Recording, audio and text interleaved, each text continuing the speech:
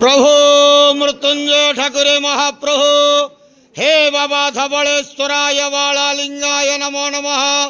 दीपम यदि परम ब्रह्म दीपम यदि जनार्दन दीपाहरत में पाप पूजा दीप नमस्तुते। अहे धवलेश्वराय बालालिंगाय नमो नमः। संसार सुखी रखंतु।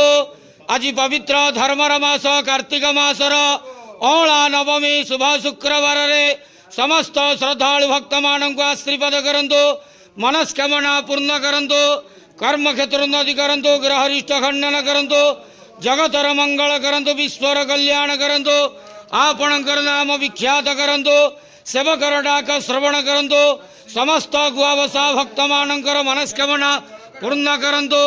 जो जो भक्त माने आपण पाखरे मानसिक रखिछंती तांका मानसिक पूर्ण करंतु। धवलेश्वराय बालालिंगाय नमो नमः।